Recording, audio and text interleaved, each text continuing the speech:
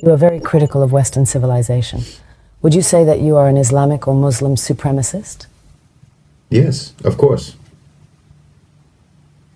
Of course. Muslim supremacist, of course. Islamic supremacist, of course. And there's nothing wrong with that. There's not a thing wrong with that. You're a Western supremacist. You believe in the supremacy of your values. You believe in the supremacy of your belief system. You believe in the supremacy of your belief system so much that you want the whole world to follow it. You try to force the entire world to follow your belief system because you believe it's so right. You came up with the Universal Declaration of Human Rights. You took it upon yourself to decide what are the human rights for the entire human race. Well, all right, but I mean, That's supremacist. You believe that you have the authority, you have the right to decide what are the rights of human beings everywhere in the world forever. And your belief in your right to do that has been brutally manifest all around the world for centuries. Not for years, not for decades, for centuries. But the difference is that in Islam, to believe in the supremacy of Islam includes everything about Islam, meaning that one of the things that we believe in is that we don't have the right to compel you to follow our beliefs. But you don't have that. You absolutely believe that you have the right to compel others to follow your beliefs. And the entire 20th century, and forget that, the 19th century, and as long as anyone can remember, is testimony to the fact that you believe that you have every right in the world to force all of the people in the world to follow your belief system. That you have the right to impose that on people. And people all over the world, in Africa, in Latin America, in Asia, in the Middle East, everywhere in the world can testify to the fact that you don't believe that you don't have a right to compel people. You absolutely believe that you have the right to compel people through force, through invasion, through occupation, through colonialism, through imperialism, through extremely coercive economic policies. But Muslims, we don't believe that we have the right to impose that. We believe lakum dinukum waliya din. To you your way, to us our way. To you your deen, to you your belief system, your way of life, your lifestyle, your approach to the world, and to us ours. That's part of our belief. So our supremacist nature about Islam includes the fact that we don't have a right to compel you to follow our way. We believe that our belief is superior. And we believe that anyone who follows that belief is following a superior belief system. And of course, I fully believe that following Islam is the best way for any human being to live their life. And the perfect set of laws, the perfect set of ethics, the perfect set of morals for any individual to follow and for any state to follow. Being a Muslim supremacist isn't racial. Muslim isn't a race, it's not an ethnicity, it's a belief. And we absolutely believe in the perfection and superiority of what we believe in. We have absolute conviction about that, absolute commitment to that, certainty about that, yaqeen about that. But do you have that about yours? Do you have that conviction about yours? You're very busy trying to impose it all around the world, but when times get tough for you, your so-called enlightenment values go out the window, don't they? I mean, when there's too many diverse opinions in your society, then you start creating bureaus and departments in the government for combating so-called disinformation. Freedom of the press is out the window. When times get tough, you ban protests. You arrest people for protesting. Freedom of assembly out the window. When your belief system becomes difficult to maintain, difficult to preserve, you throw it under the bus without hesitation. But that's not the case with Muslims. Muslims throughout imperialism, throughout colonialism, throughout the Crusades, throughout poverty, throughout war, throughout invasion, throughout occupation, have maintained their belief. Even without the Khilafah, even without the Islamic State, and even without the Islamic Empire, Muslim societies are still strong and committed to Islam. We're still committed to our belief system. Nothing can change that. Maybe we have failed states, but we don't have failed societies. We don't have failed cultures.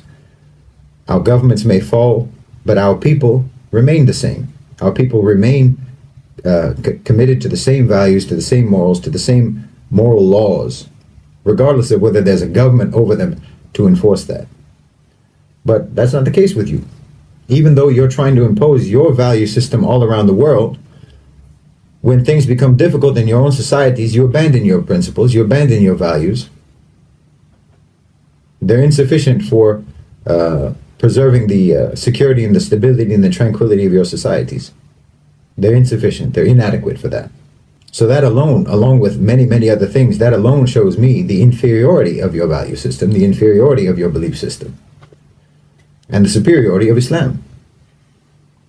And your belief system, your Enlightenment values, are extremely selectively applied in your society throughout your history. They apply to some people and not others. It's like in George Orwell's Animal Farm. Some people are more equal than others in your society. Your value system is not evenly applied. I mean, there's obvious examples everyone knows about.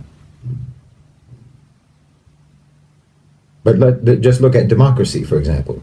You want democracy all around the world, supposedly. You say that you want democracy all around the world, so-called. But you don't even apply democracy. Let's just, for the sake of argument, let's pretend that you have a democratic system in the United States, and it's an actually healthy, functioning democratic system, which is obviously not the case. But let's just, for the sake of argument, pretend that it is. You don't believe that democracy is important, for example, in the private sector. You don't believe that businesses, that companies, that corporations should be democratic. Your belief in the supremacy of democracy does not extend to the private sector. Corporations don't have to be democratic, do they? In fact, corporations are sacrosanct. It's sacrilegious to say that there should be any intervention in the private sector to make it actually accountable to the population, accountable to the public, accountable to the workers. And anyone who even talks about something like that, anyone who even suggests that companies and corporations should be democratic, will be persecuted. I mean, look at the struggle that organized labor had in the United States. Coal miners were literally bombed from the sky when they tried to organize and secure their rights and have some kind of democratic representation with the coal companies. When just now, when the railway workers were wanting to strike for better wages, for more humane working conditions, more rational and reasonable and fair workloads that would actually help to guarantee the safety of those trains, Joe Biden and the government prohibited them from striking. Where's the democracy? Because you don't mean the things that you say. You don't mean the values that you espouse. You don't mean it. If you meant it, then you would apply it across the board. You would apply it to everybody in all institutions and all dimensions of your society. It would be applied everywhere, but it's not. Democracy doesn't belong in the workplace. Democracy doesn't belong in the company, in the business, in the corporation. And no one's even supposed to suggest that it should. That's an inferior belief system. It's inadequate.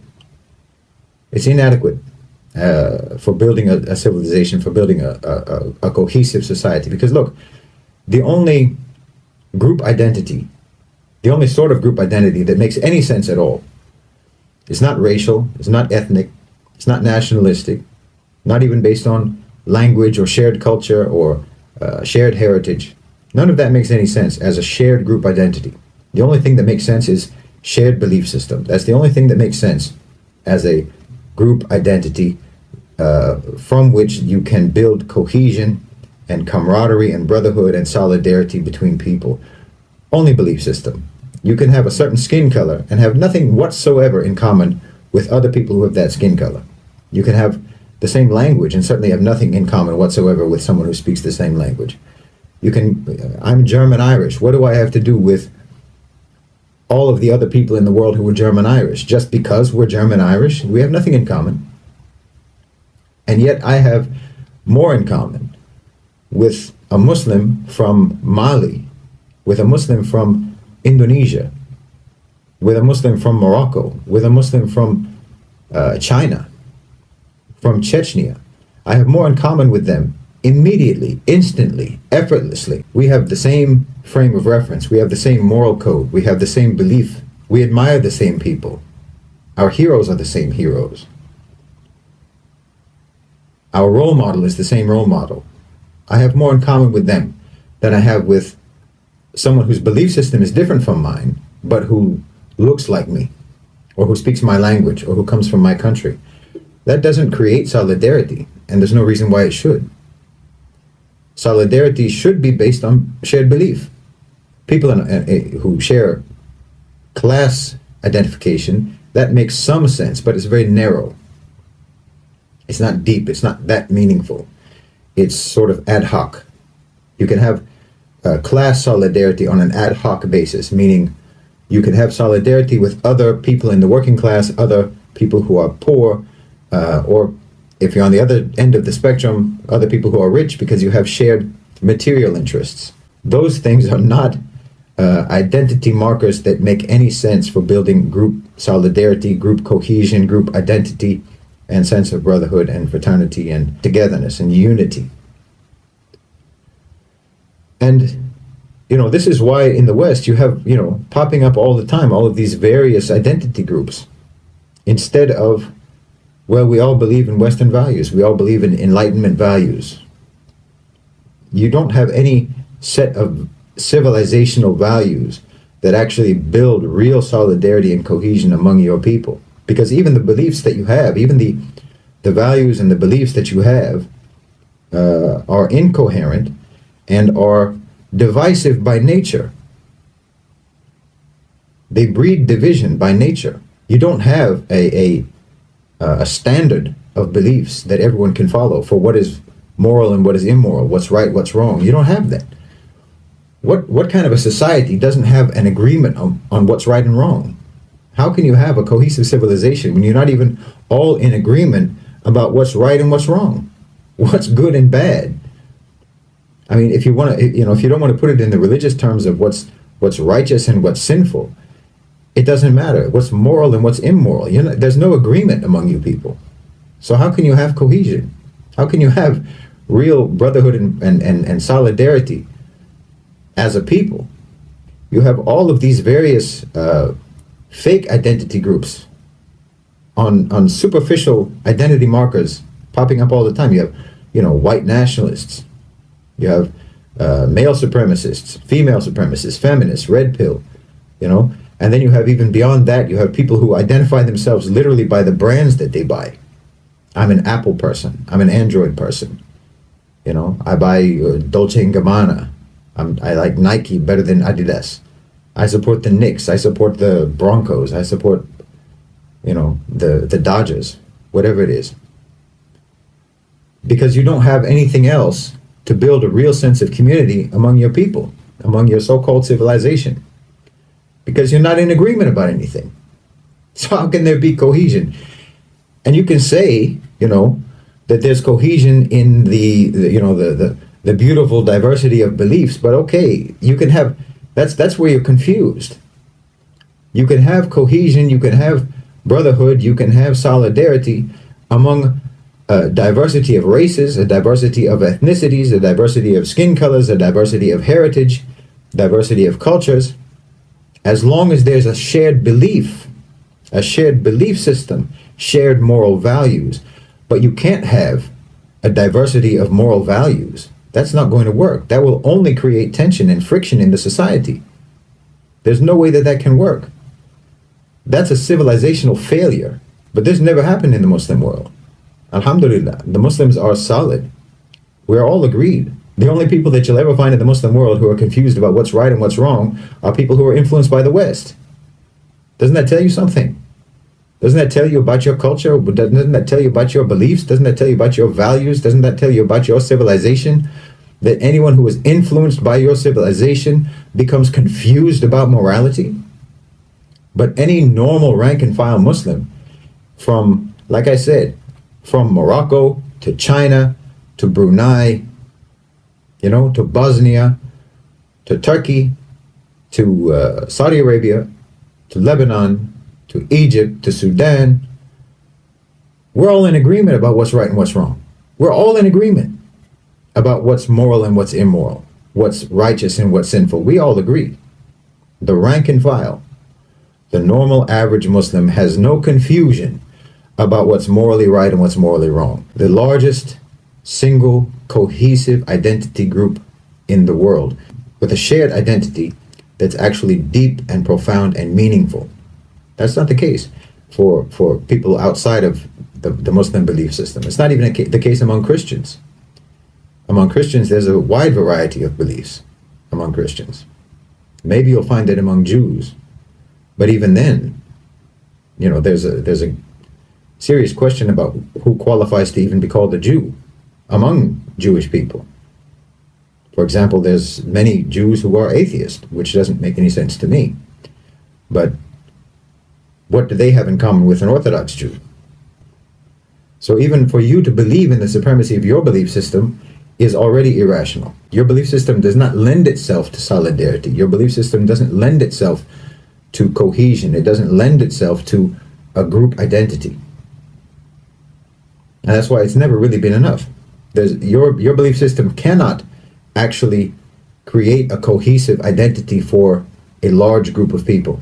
Everybody in the society is looking for some way to find an identity and then to expand that into some identity group so that they can have some sense of belonging. That's a type of struggle that Muslims never experience, because we have a sense of belonging wherever we go in the world.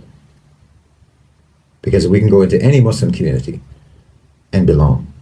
I could go from China to Latin America and find Muslim communities where I would belong, and where the people there would resonate with me and I would resonate with them, and we would understand each other, and we would be able to relate to each other, and we would feel brotherhood for each other.